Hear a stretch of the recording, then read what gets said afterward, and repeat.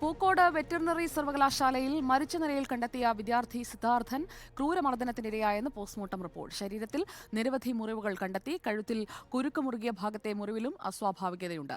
സാധാരണ തൂങ്ങിമരണത്തിൽ കാണാത്ത തരം മുറിവുകളാണ് കഴുത്തിലും കണ്ടെത്തിയത്. പോസ്റ്റ്മോർട്ടം റിപ്പോർട്ടിന്റെ പകർപ്പ് റിപ്പോർട്ടറിന് ലഭിച്ചു. വി എസ് രഞ്ജിത്ത് നൽകും കൂടുതൽ വിവരങ്ങൾ. V S Ranjith, postmortem report കൃത്യമായ വിവരങ്ങൾ നൽകുകയാണ്. നേരത്തെ സുഹൃത്തുക്കളും ബന്ധുക്കളുമൊക്കെ ആരോപിച്ച കാര്യങ്ങൾ സത്യമായി വരികയാണോ രഞ്ജിത്ത്?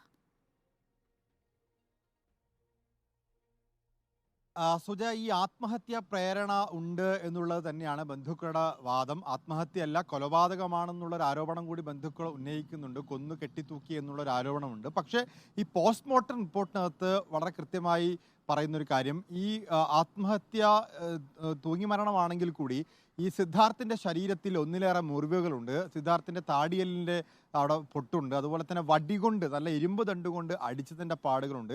ശരീരത്തിൻ്റെ പല ഭാഗത്തായി മുറിവുകൾ ഏറ്റിട്ടുണ്ട്. അതും 2-3 ദിവസം പഴക്കമുള്ള മുറിവുകളാണ്. അപ്പോൾ സ്വാഭാവികമായിട്ടും കോളേജിൽ ചില അക്രമങ്ങൾ നടന്നിട്ടുണ്ട്, മർദ്ദനങ്ങൾ നടന്നിട്ടുണ്ട്, പീഡനങ്ങൾ നടന്നിട്ടുണ്ട്.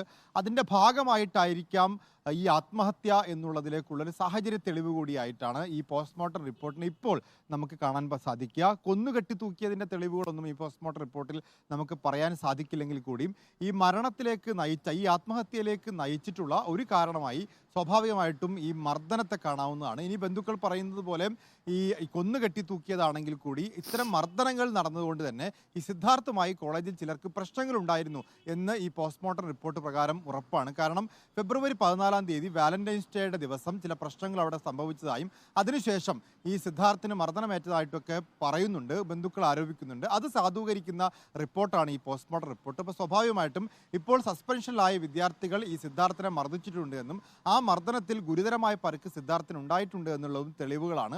സ്വാഭാവികമായിട്ടും ആത്മഹത്യാ പ്രേരണയിലേക്ക് നയിക്കുന്ന തെളിവുകളായി ഈ പോസ്റ്റ്മോർട്ടം റിപ്പോർട്ട് മാറുകയാണ്. ഇനി കൂടുതൽ അന്വേഷണം നടക്കേണ്ടതുണ്ട്. ഈ ബന്ധുക്കൾ ആരോപിക്കുന്ന പോലെ കൊന്നുകെട്ടിക്കു തൂക്കിയതാണോ എന്നതൊക്കെ മറ്റ് സാഹചര്യ തെളിവുകളും മറ്റ് സാഹചര്യ തെളിവുകളും അതുപോലെ ദൃക്സാക്ഷി മൊഴികളും ഒക്കെ എടുത്തുകൊണ്ട് പരിശോധിക്കേണ്ട കാര്യമാണ്. ഏതായാലും ഇപ്പോൾ പുറത്തു വന്നിരിക്കുന്ന പോസ്റ്റ്മോർട്ടം റിപ്പോർട്ടിൽ സിദ്ധാർത്ഥിന്റെ ശരീരത്തിൽ വളരെ ക്രൂരമായ മർദ്ദനം സിദ്ധാർത്ഥിന് ഏറ്റതായതിന്റെ തെളിവുകളുണ്ട്. ശരി, വി എസ് രഞ്ജിത്താണ് വിവരങ്ങൾ നൽകിയത്.